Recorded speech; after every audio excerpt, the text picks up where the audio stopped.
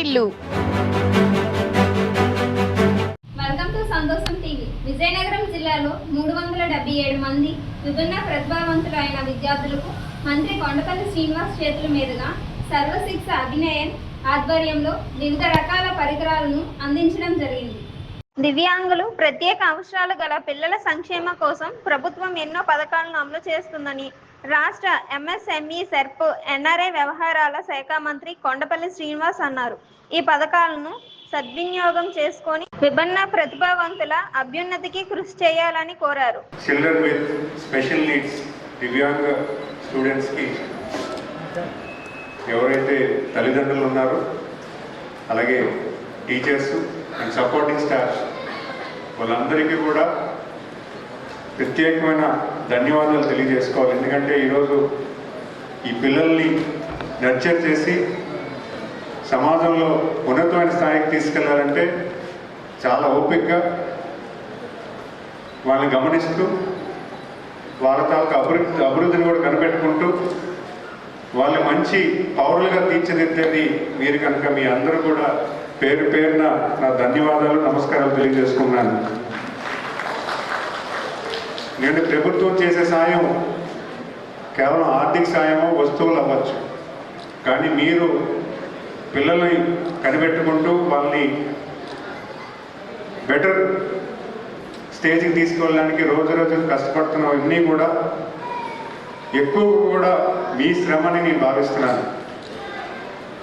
ఎందుకంటే ఈరోజు దివ్యాంగులు కూడా ఒక మంచి పౌరుల కింద ఉన్నతమైన స్థాయి కింద వెళ్ళిన వాళ్ళని మనం గమనించాలి. వాళ్ళు కూడా బాగున్నారంటే వాళ్ళ తాలూకు తల్లిదండ్రులు, వాళ్ళ తాలూకు టీచర్ చేసిన కృషి ఉండాలి.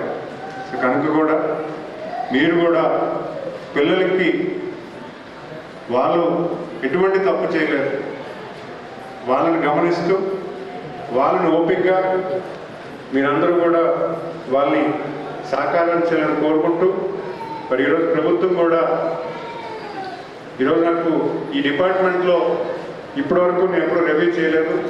వాళ్ళు ఇచ్చిన ఫీడ్బ్యాక్లో చూసుకుంటే మేము చేసే సాయం చాలా చిన్నది, కానీ ప్రభుత్వ పరంగా ఎంతవరకు అయితే అంతవరకు చేయగలుగుతున్నాము. భవిష్యత్తు కాలంలో ఇంకా చేసేదానికి ఏ రకంగా ఉంటుందని కూడా మనం చేసుకుందాం.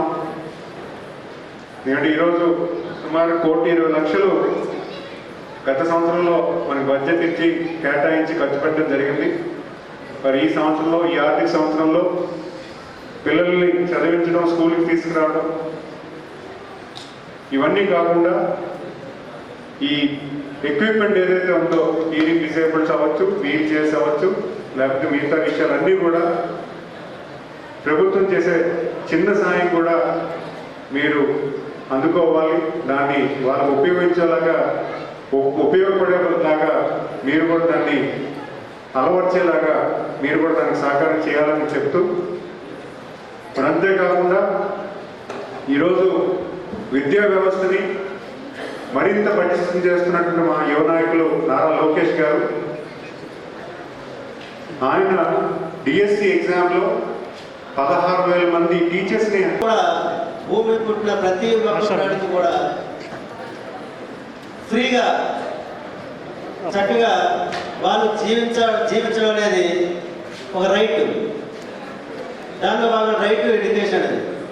కాబట్టి ఆ రైట్ టు ఎడ్యుకేషన్ అనేది భాగంగా 2018-19లో సమగ్ర శిక్ష వారు ఇంక్లూజివ్ ఎడ్యుకేషన్ అనే కార్యక్రమం స్టార్ట్ చేయడం జరిగింది. ఇంక్లూజివ్ ఎడ్యుకేషన్ సహిత విద్యా కార్యక్రమం. ఆ సహిత విద్యా కార్యక్రమంలో దాన్ని ఎవరి కోసం అంటే దివ్యాంగులైన వాళ్ళు